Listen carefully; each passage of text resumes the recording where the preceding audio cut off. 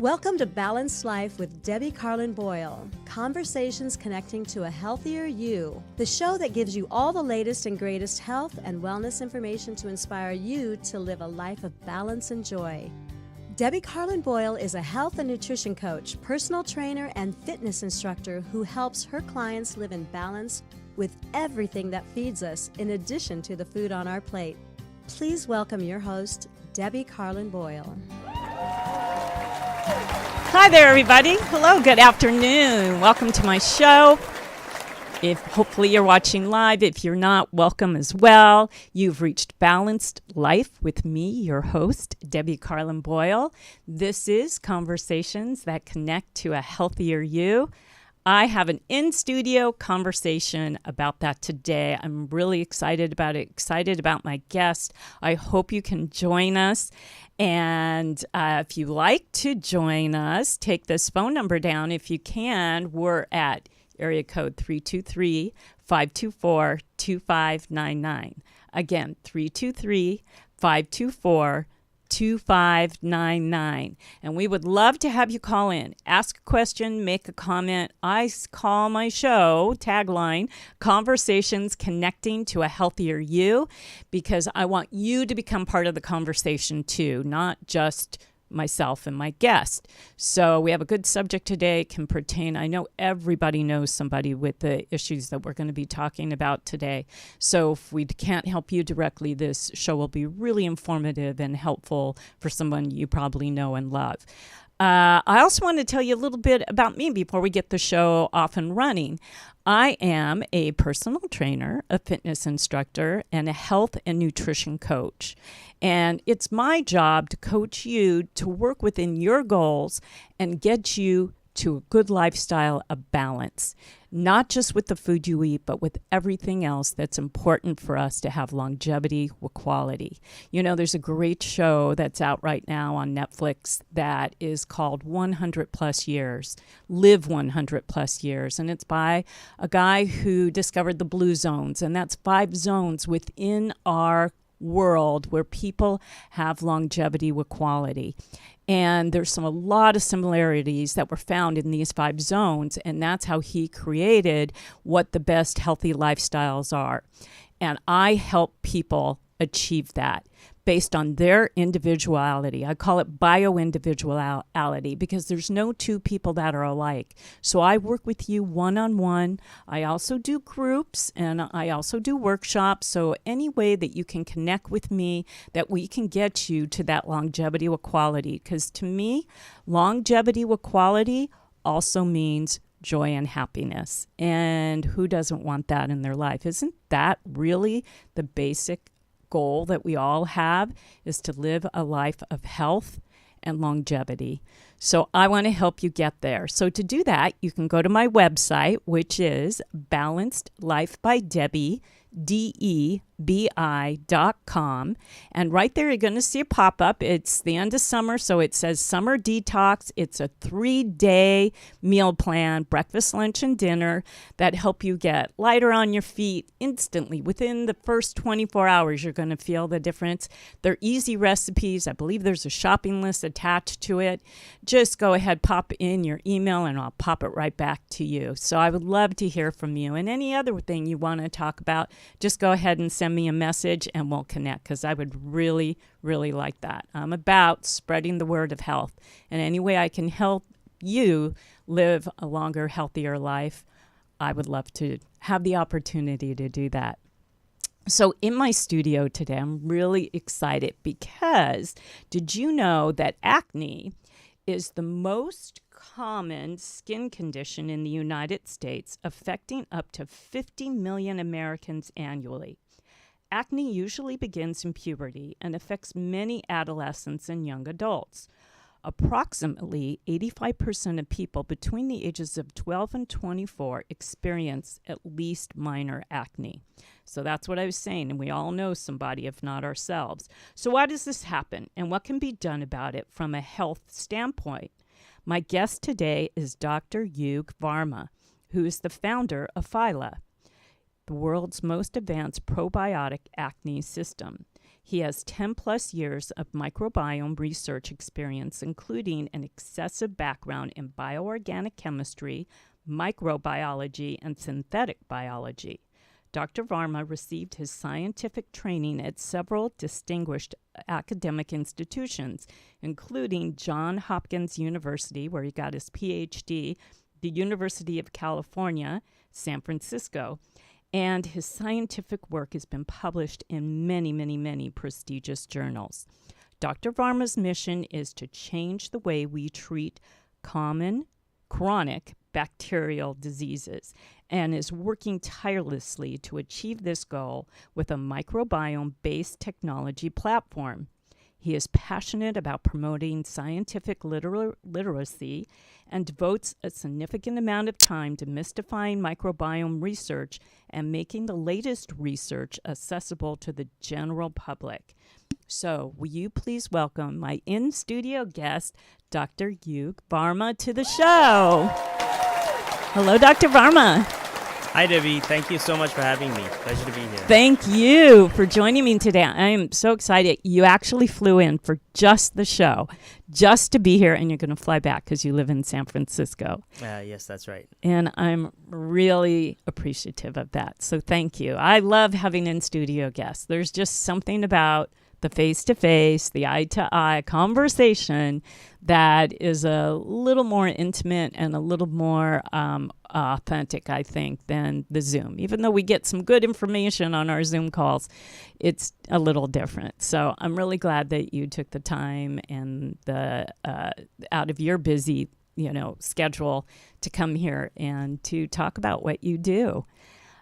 Speaking of which, I want to start from the beginning. I want to know a little bit about you personally, where you're from, where you were born, what we talked a little bit about your education, but why did you parlay yourself into the studies that you did and then ultimately coming up with this amazing product? So go from the start. Yeah, my origin story. Yes.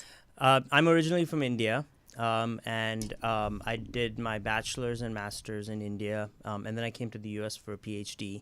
Been here for about 18 years now, so it's been a while. Mm-hmm. I did my PhD in Johns Hopkins, and I actually have a background in organic chemistry. But as I realized towards my PhD that I was more interested in the biology of things than the chemistry of things, I started going into sort of bioorganic chemistry and finally into microbiome research. When I started the microbiome or my work in the microbiome field, it was really young. The NIH had just funded a few years ago this massive initiative into investigating the microbiome. The word microbiome, I think, was only known by a few people. Yeah, we need a definition of that word because I don't think everybody knows what it is, what it means, and the importance of understanding our microbiome. Yeah, I think the microbiome can be understood as this vast, invisible rainforest. This rainforest that all of us have, but we don't know is in us or on us, right? Now, this rainforest protects us and is incredibly diverse. And it's invisible because its trees are made up of bacteria, viruses, and fungi, right? And we're born with a set microbiome. Is that how that works? Or is that, I know we're kind of jumping over your path, but because we're talking about it right off the start, I want people to understand the meaning of it. So we're born with a certain pattern of our rainforest, right. And that is from genetics, or where does that come from? How does that happen? The start of being born and being seeded by a microbiome is largely governed by how you are born, right? So, for example, it is known that vaginal births versus C-section births give rise to almost predictably different microbiomes, and as a consequence, there are some predictable health consequences of having those microbiomes from birth. Meaning that the vaginal birth is the healthier way to go. Healthier one. Yes. The C-section is correlated with a higher rate of a number of issues, including asthma, allergies, etc. And there's actually a microbiome scientist who whose wife gave birth by C-section, and knowing what he knew, he actually took a vaginal swab and swabbed his kid with it. And I believe he spun out a startup sort of trying to investigate this process and seeing if we can sort of seed people with a vaginal microbiome even if they were C-section born. Now, my kids were born by emergency C-section, and they don't have any problems. So I don't want to say everyone with a C-section has it's just a problem to be fixed. Statistically, it's just statistically, you got to watch out for it, right? Yeah. It's a more protective thing to have a vaginal birth for many reasons in the microbiome. You become almost shielded in some ways from all those ailments that you had mentioned, which is one reason to try and have a vaginal birth if you can. Absolutely. And it doesn't stop there, because there's some kind of experiences of our life subtly, but in a pretty deterministic way, shift the microbiome. And so as a result, our microbiome becomes sort of a signature of the sum of our experiences, who we are, where we were born, and how, what we eat, how we grew up. And so just to give you a couple of examples, having pets and sort of playing in the dirt are correlated with more robust microbiomes, better immune systems, because one of the important things that the microbiome does is it attunes your immune system as you're growing up. Yeah, you're getting bacteria from those things that allow you to become more resistant to foreign bacteria later on that could be harmful bacteria. Right. I mean, it helps to kind of fix the thermostat of your immune system so that it's not too hot, it's not too cold, meaning it's not too reactive to things that it shouldn't react to, or it's not too unreactive, meaning that if you have an infection, it doesn't work. That's why we should let our kids play in the dirt and play in the mud, play with animals, and let them, as long as the animal is safe to be around, because that really helps them build up that bacteria, that good immunity. Yeah, I think. And even so, there's a very interesting discovery that breast milk has certain sugars that we don't have the capacity to digest. So the question was, why is the mother making this, and why is the baby drinking these sugars that are in quite abundant quantities that are apparently nutritionally not needed, right? Well, it turns out that these molecules, these nutrients, are actually not for the baby, but for the bacteria within their gut. And so what it does is it encourages the right kinds of microbes to grow in their gut once you've seeded them, versus the wrong ones. And that's how it starts to shape your gut microbiome in the earliest years. Another thing to do naturally is I have a granddaughter. I have to say this on the air. My daughter will probably, she won't, because she's proud of it, actually. So I have a granddaughter who's going to be 3 in a few months. She still breastfeeds. She exclusively breastfed from the moment she was born and never took a bottle or a pacifier. So this is her source of pacifying herself. But also, she enjoys breast milk, and my daughter enjoys the fact that she's creating this healthy immune system, this healthy garden in her gut, if you will. Aside from the foods that she eats, she knows she's, and so as a result, she rarely gets sick. And, we do need to get sick to build up our immunities, but with viruses and stuff, but she rarely does, because she's got that. This is a great protector, and so vaginal birth and breastfeeding, we got that in there. It's really highly recommended for these reasons. So this is what our microbiome can be changed by lifestyle, obviously through the foods we eat. The environmental factors come into it, things that we put into our skin that absorbs into our bloodstream can change it for the better or for the worse, correct? Yep.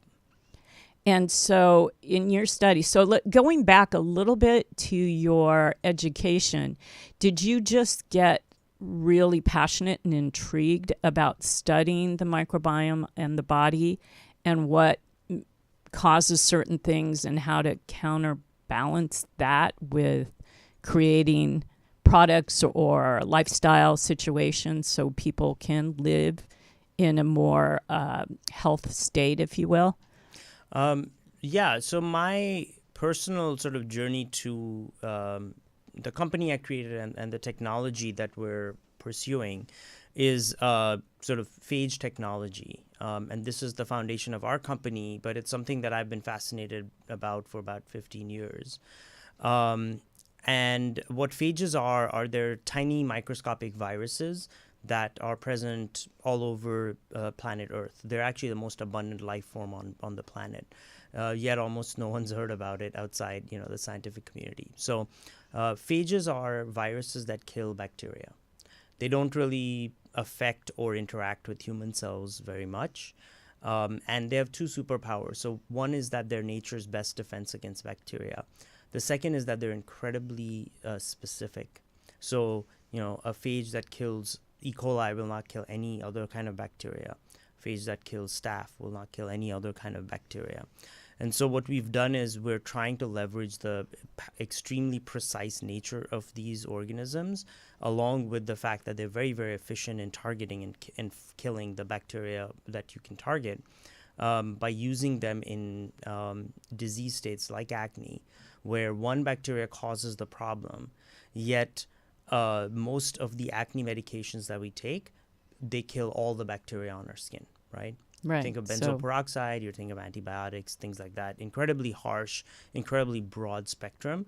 And, if you think of your microbiome as a rainforest, this is like setting fire to your rainforest because it has a weed in it. Right. And then, so rather than just pick out that one weed, you're like getting rid of the good and the bad together at the same time. And we need our good bacteria and our, and the bad bacteria is what we want to try to target. So, so let's talk about your road to wanting to work with people that have acne. Is it because of phage that you realize that is what? So let's talk about what is the cause of acne. What is it? How does it happen? And then we'll talk about how to control it. Right. So acne is primarily driven by the overgrowth of one bacteria on our skin. This bacteria is called C. acnes or Cutibacterium acnes. And you have C. acnes on your skin. I have C. acnes on my skin. Every adult listening to this podcast has C. acnes on their skin. Not probably, definitely. It's a very common bacterium. Obviously, all of us don't have acne, right? So the problem is not the presence or absence of this bacteria, but it growing out of balance. So when it overgrows on your skin, it throws your microbiome out of balance, and your immune system senses that imbalance and produces inflammation as a result. So what causes it to overgrow like that? What are you born with that? Is that a genetic thing? Is it, me being a health practitioner, obviously I'm going to say, well, I think it's a lifestyle thing. I think you have maybe a predisposition like most disease.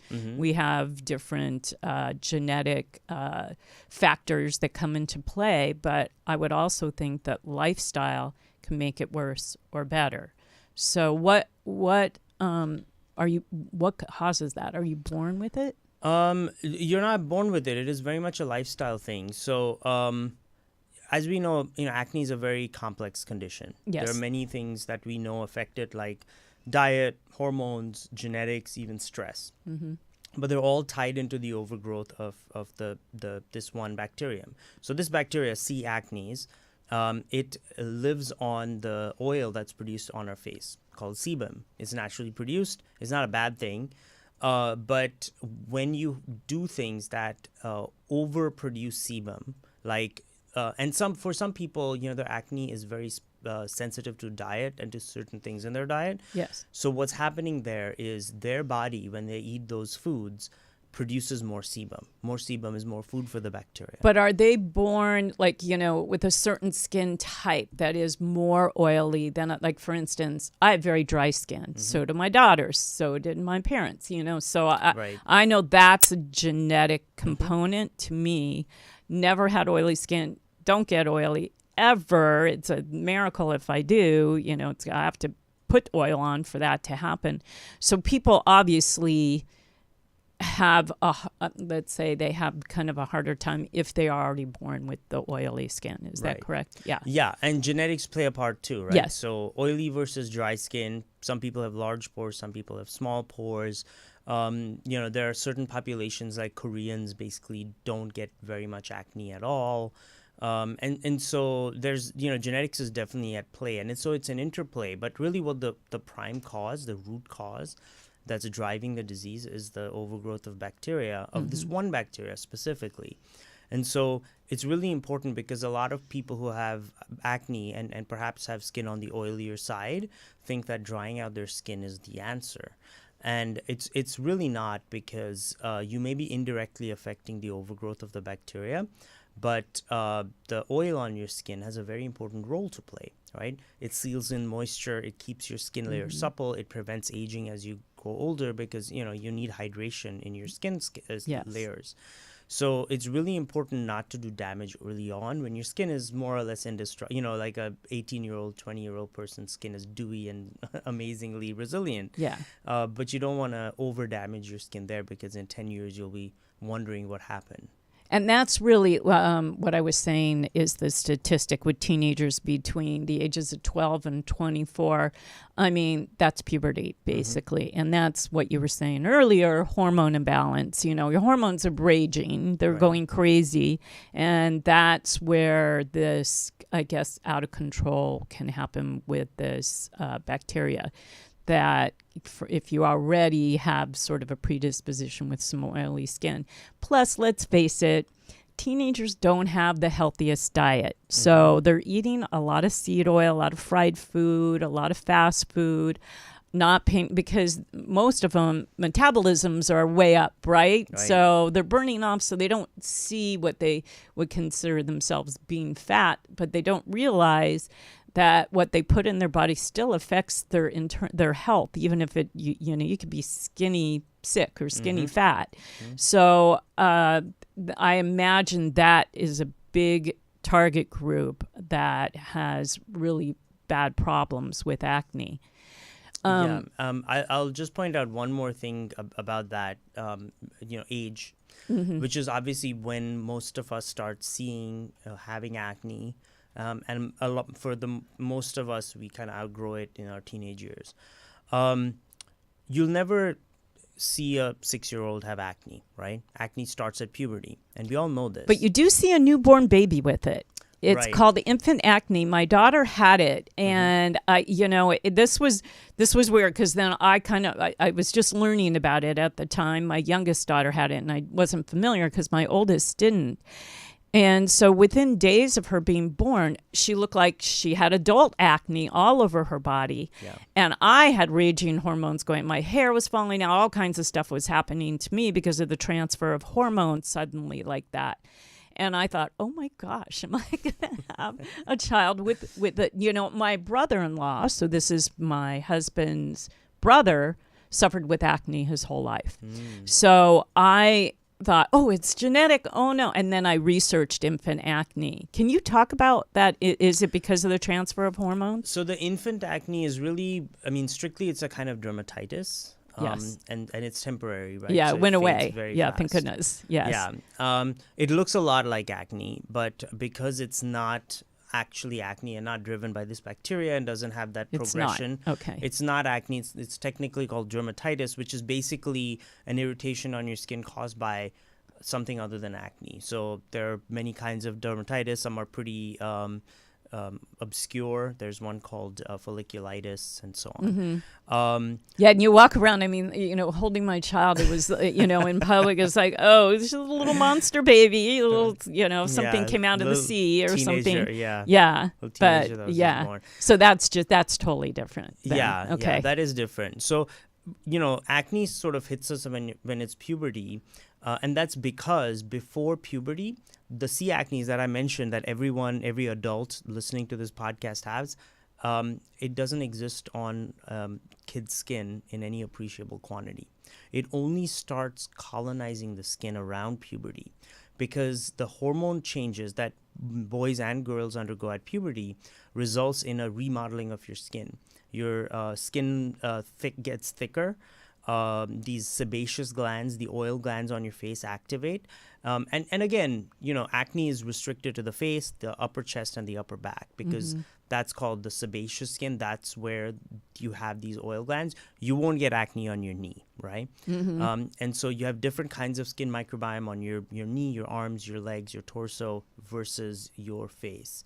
And so the fact that this bacteria only colonizes at puberty when the food kind of appears on the skin and when kind of the pores deepen is highly correlated with acne.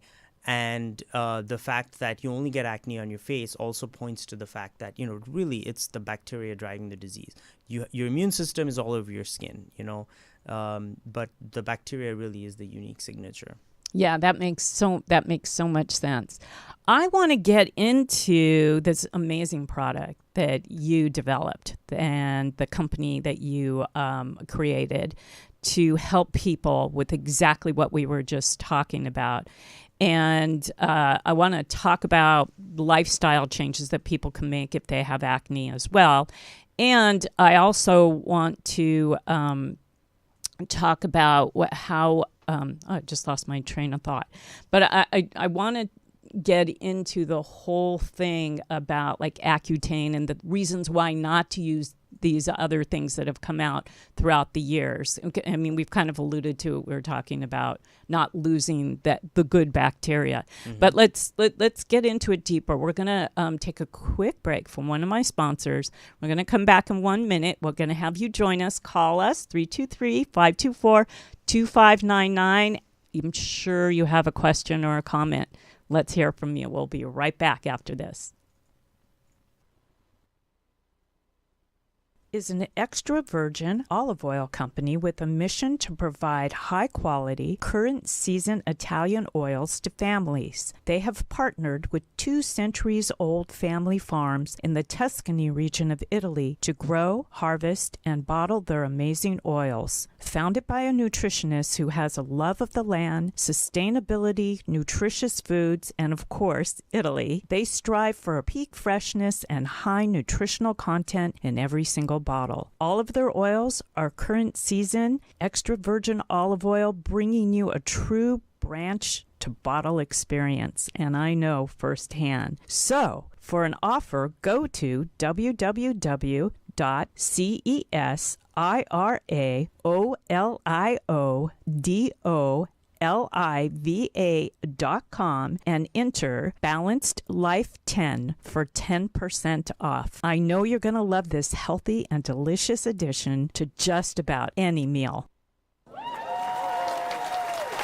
Welcome back. Thank you for joining us today. I have an in-studio guest I'm very excited about. His name is Dr. Yug Varma, and we are talking about microbiome, the latest research in it, what it is, and most importantly, we're talking about acne and a more natural, healthy way to combat it and get rid of it once and for all. Because as you know, I like to approach everything from a holistic standpoint. So welcome. I want you to call in, area code 323-524-2599. If you have a question, you can become part of our conversation. If you're listening post-show, go to the comment section on my Facebook page or my YouTube channel, ask a question, make a comment, and we'll get back to you after the show. I answer questions years after I've done shows. So we love to keep the conversation going no matter how long it keeps going. So getting back to talking about your company, will you tell us a little bit about your company, why you created it and the product, and then let's talk about what was out there that was really not doing any good for people. It was just making fun, like you said, you were just putting gasoline on already burning fire. Right. So I was a postdoc at UCSF, and I was passionate about applying phage technology to a really important problem. And, being at UCSF, there's a lot of biopharma, there's a lot of,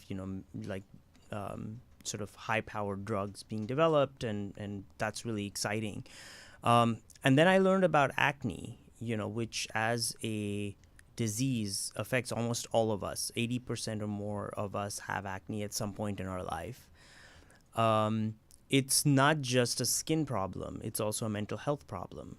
It affects us when we're teenagers, when we're trying to find ourselves, trying to figure out who we are, and we want to be liked or Big seen time. a certain way. Then this thing happens on our face. Like I was saying earlier, my brother-in-law, he was very shy. Mm-hmm. He had social anxiety, and it was because he had acne, and that went with him as he got older, because it didn't go away. There was no product like this. There was nothing to hit it, the way it needed to be hit. He didn't make lifestyle back then. They didn't know lifestyle changes could make a huge difference. And as a result, it affected, and depression kicked in big time, to a point where as an adult, suicide attempts, and then he was finally successful as an older adult. So it's unfortunate, but you're right. It carries on into your adult life. I'm sorry, I didn't mean to interrupt you, but it that's what I was saying earlier. Everybody knows somebody it hits home, and in this case, this was the catalyst for his depression. I mean, I don't know. There were other things, but it didn't help. Let's put it that way.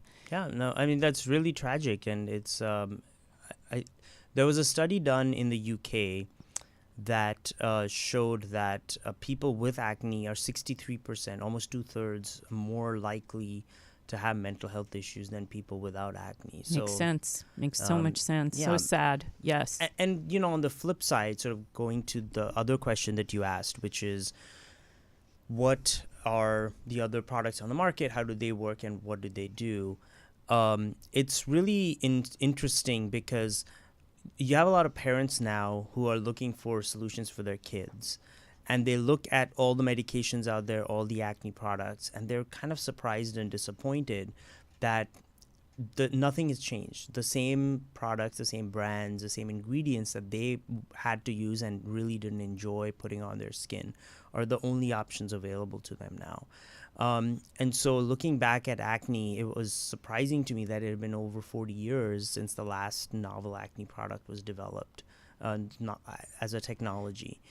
And wasn't Accutane such a big deal? Like when my kids were teenagers, that's when Accutane, my daughter would get a pimple. Oh my God, I should go on Accutane like Katie is on or whatever. But that was causing depression and mental health issues too, correct?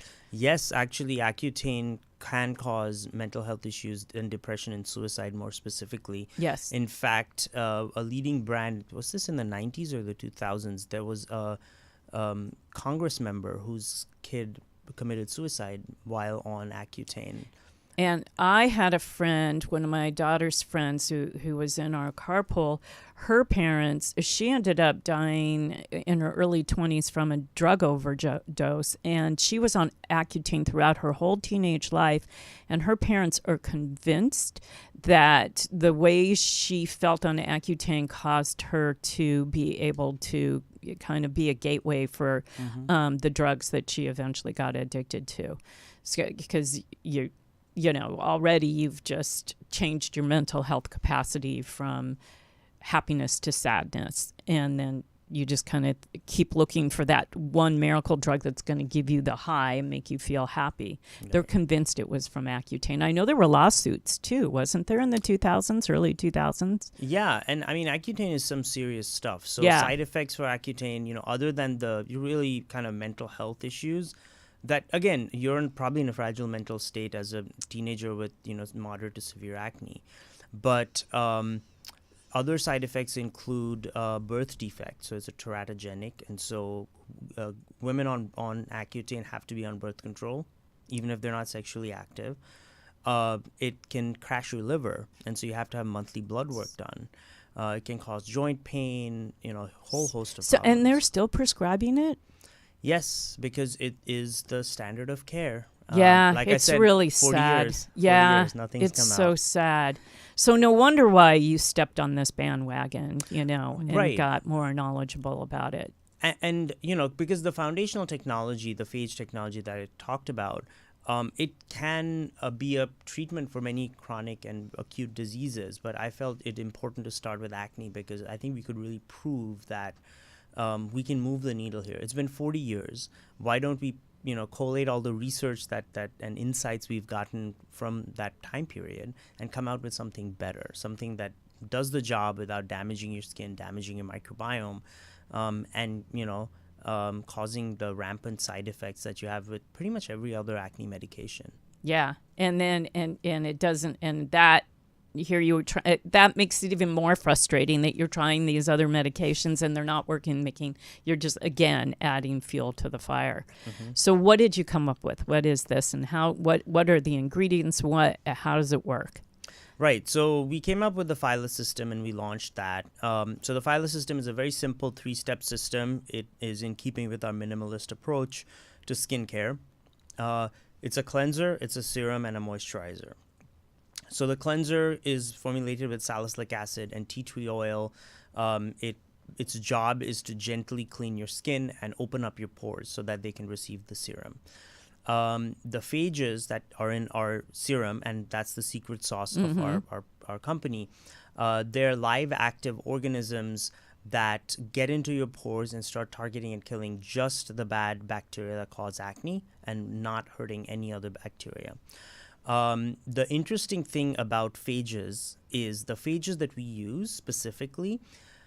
There was a study done in 2016 looking at people with acne and people with healthy skin and trying to figure out, can we find out if their microbiome looks different in a consistent way? What's different about their microbiome? The only consistent difference they found was that people with healthy skin have these phages on their skin naturally, and people with acne really don't. It's quite difficult to find these on their skin. And when you say naturally, again, can lifestyle create the good phages, or is that more of a biological? We think it's a factor of ecology. Okay.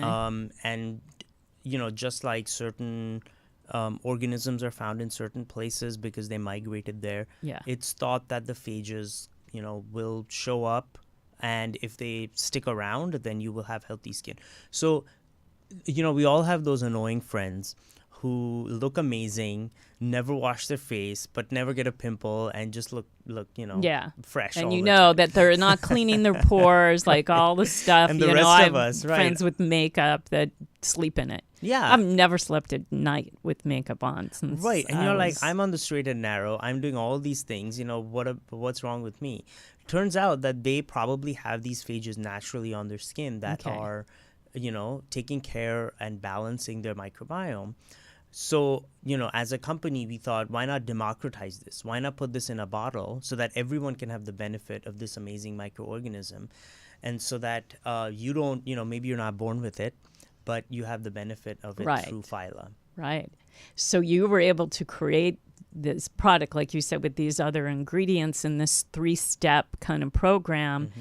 And you've had some miraculous results from that. There are some great testimonials on your website, and you can see the before and after kind of stuff. It's amazing that you could create a phage that you can actually put into a product that can activate and do this kind of miraculous job. I love this. And for us, this is just the beginning. So in our lab, and you might have a few pictures of us working in the lab, but in the lab, what we're trying to do is make this better and better and better, right? Because let's say you have benzoyl peroxide, a brand that puts benzoyl peroxide in a product and you put it out there. You can change the formulation, you can change the packaging, but fundamentally, what works on your skin, the benzoyl peroxide, is exactly what it will always be. Because the phages are a biological system, we have the opportunity to enhance it, to fine-tune it, and make it better. And so that's me on the science side, right? Those are the problems we tackle. Doing that constantly. Right. At it, But that's what's really exciting about this technology, is that we get to keep refining it and make it, better at killing bacteria, better at finding bacteria, burrowing deeper in the pore, for example. And we're working hard on that right now. And so we already have some really cool results in the lab. some good wins, and we'll be putting that into our product, in the next year. So, and you do have to go through all the FDA stuff to get to, if you start taking out and doing stuff that's already been approved by the FDA, or? So we're an over-the-counter acne drug product, and so we follow the FDA guidelines and we follow the FDA rules. But because we are not a prescription drug, we do not go through kind of the phase 1, phase 2, phase 3 trials. That's a different category. A whole different category. Yeah. Of do you work with dermatologists that you would, do have sales reps that go into dermatology? Not yet. Offices, not yet. no. But we do. But you work should. With, yeah. Don't you think? Because they're probably, Mm-hmm. those are the ones that are prescribing Accutane or whatever, these things that are so harmful. Yeah. That, and most doctors, unless they're functional medicine doctors, don't really suggest lifestyle changes to you, including dermatologists. I have my dermatologist just on here about a month and a half ago or so, and she actually is more on the holistic approach, but still it's a medical sort of background and not so much on here's the reason why I suggest this and here's the long-term benefits from it instead of the long-term hazards, because there's so many things that other drugs, you get rid of one thing and you're just creating others. Can we, I want to talk about, in addition to your product, what would you say, I know from a lifestyle thing, I've seen people's face change drastically when they change their lifestyle. And I'm not saying, just from any kind of skin problems that they've had, not necessarily acne, but even just the occasional pimple area or whatever, by changing their lifestyle, their diet, their exercise, their hydration. I've seen some miraculous changes. What things would you suggest that people should do from a lifestyle base to keep their skin healthy and vibrant, to either prevent acne, because I'm all about prevention, or do along with your product? So one of the things that we really take to heart is minimalism. There was a study done out of Australia that showed that on average, a woman puts about 500 skincare ingredients on her face every day, right? Oh. 500. I have to think about that. That's probably true. Right? And it's not to say that one number is the right number for everyone, or one number is too much or too less for everyone. But if you sit down and think about it, you're like, well, my skin probably doesn't need every single one of those. No. And because, all of our skincare is a journey, everyone's skin is unique because of our skin history and our usage and whether we have, oily or dry skin or large pores or small pores, our genetics. It's incumbent on us to, figure out what works with our skin and what doesn't. I tend to be on the side of see if you can use less products.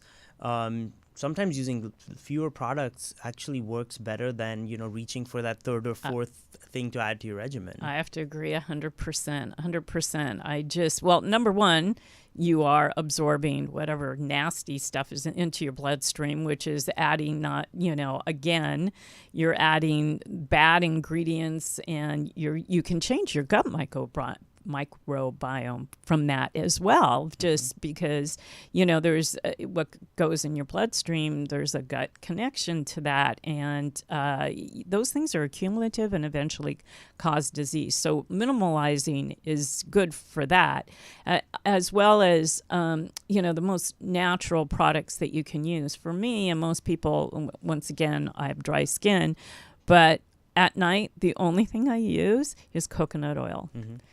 I rub it between my hands, it goes on my face and neck, and that's it. And most people my age, because I'm in my late 60s, are putting all kinds of serums and lotions and potions to get rid of the wrinkles. I just keep the wrinkles. I kind of wear my I wear my wrinkles with a lot of proudness, because I like to say, the alternative age is wisdom, and here I am, and now you can see the lines that prove it. But my friends are so worried about all the lines that they've got all these products, and I have to agree that that's probably an accurate number, that 500. a day. So minimalism is a thing. And people laugh at me when I tell them I just use coconut oil. Well, my other principle is keep your skin moisturized and hydrated. A few years ago, there was a fascinating study, which I'm surprised they didn't do a follow-up on. So they noticed that as we get old, there's this thing called inflammaging, right? I know all about it. Yes. Yeah. And your body's just throwing off huge amounts of inflammation from we didn't know where. We didn't even know where it was starting from. But, the investigators, the people who wrote this paper had two questions, right? The first was, can we figure out where this inflammation is coming from, right? Because once we figured out where it's coming from, maybe we can start treating it. So what they did was, their hypothesis was the skin is the largest organ in our body. It's the heaviest. It's the one with the most surface area. Let's start there. So they took a number of sort of middle-aged people and they gave them moisturizer on their skin. That's it. Just moisturizer, nothing fancy. It was made with certain ceramides and blah, blah, blah. But pretty straightforward moisturizer. After several weeks, they looked at their, cytokine levels, the inflammation on their skin, or systemically in their body, and they found that the inflammation had gone down markedly for people who used their moisturizer versus who didn't use their moisturizer. And so they figured out that this huge amount of inflammaging that's happening, the primary source of that is our skin. And if you treat it just with if you just keep your skin moisturized, it can dampen that a huge amount. It's a gateway to everything else that goes on in our body. If you think about it, it's the one thing that's really exposed to all the outside stuff, and that makes so much sense. And then from an internal standpoint, I think hydration is really important, which you mentioned. And my rule of thumb, and I learned this a long time ago when I was a personal trainer, is that half your body weight in ounces at least. So think about, as you drink your water, as you hydrate, think about your weight, half that, and that's the ounces you should be drinking a day to stay hydrated, because dehydration is a big catalyst for disease. And, of course, it's going to come out in your skin and other ways. And, you just want to keep everything flowing. We're 70% water. That's what we're made up of. We got to replenish that, especially if you're doing high-intensity exercise or even just walking. Yep. The other thing is, I think sweat is really good for your skin, because that kind of gets rid of the toxins. That's another way to kind of flush out and start over. So I take hot yoga on a regular basis, and I do hormesis type therapies, cold rinses, cold baths, and heat saunas and hot yoga. And our body, I think that's a way to sort of detox. And before we go, because we're down to the last couple of minutes, but I want to see what you think about this whole celery juice craze. There is a guy, his name is the medical medium, and he's not exactly a doctor with a PhD as far as I know, but he's written several books and all about juicing celery juice and the benefits of celery juice for acne. Are you aware of him, the medical medium? No, I'm you need to look him up. Okay. Michael, I forget his last name. And so when some of my daughter's friends were having issues, I said, go get a juicer and start drinking celery juice. And he suggested like 12 ounces a day.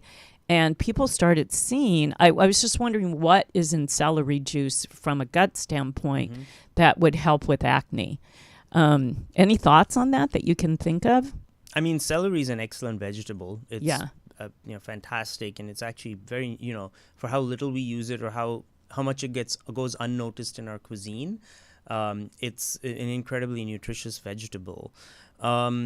There are some people for whom diet is an important component of their, which triggers their acne. Yes. And for those people, changing their diet, it may or may not be celery juice, but whatever they figure out and cut out or supplement into their diet would be a big change for them.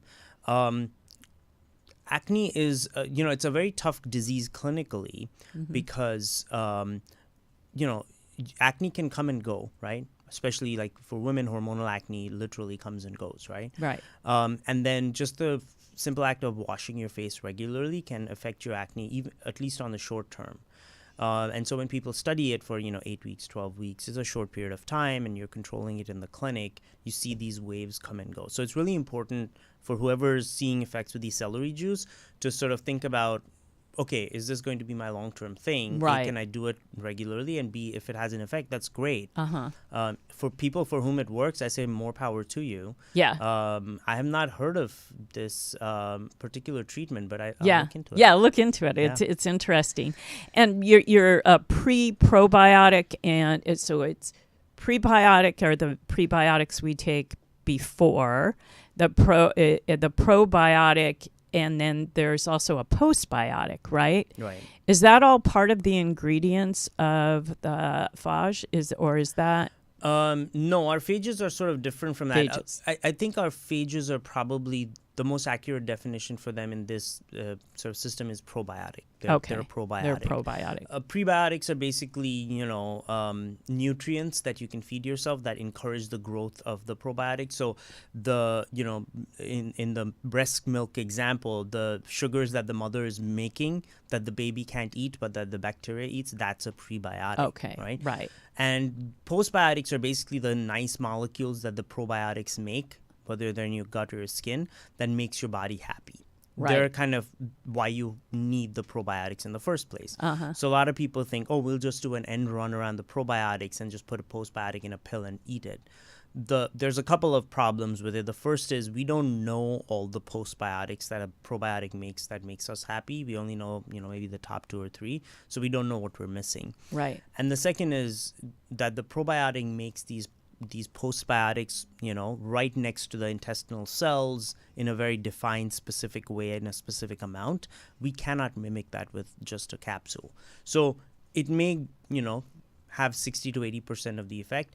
But, even with probiotics, instead of taking a pill, it's probably better to eat kimchi or sauerkraut or yogurt or fermented foods. Yeah. They're natural. They're more repeatable. They're more gut friendly. Yeah, they definitely are, and Yeah. they're a direct hit. We are out of time, but tell the audience how people can contact you. Probably through your website. So if you want to give your website for those that aren't visually watching us, can you say what it is? So we are Phyla, Phyla, and you can find us at phylabiotics.com. We have a ton of information about the science, about a clinical trial that we ran. And you can make the best choice for yourself in terms of what acne product you want to purchase. We're also on the socials on Instagram, Twitter, TikTok, Facebook, at Phylabiotics. You're everywhere. Yeah. Final words, a thought, a phrase, just something you want people to know. Be minimalistic, take care of your microbiome. There you go. It's that simple. That simple. Can you believe 50 minutes are up and we could keep talking all about this? Absolutely. So we know a little bit about microbiome now, which is a good thing to know for your health, because that's what this show is about, understanding the process and the things that you have to do to get that longevity with quality. I can't thank you enough for flying out here today, just for the day, from San Francisco to be in our studio here in beautiful downtown Burbank. I really appreciate your time, your energy, and your expertise. So thank you again so much. Thanks so much for having me, Debbie. Yes, yeah. I enjoyed it immensely. And I want to thank you, my audience, for joining us today. I hope you got some good information. Please, if you like the show, go ahead and hit the arrow, the thumbs up for it. I really appreciate that. And in the meantime, until my next show in 2 weeks, keep going out and finding those conversations that connect to a healthier you. All right, everybody, we'll see you soon. Bye.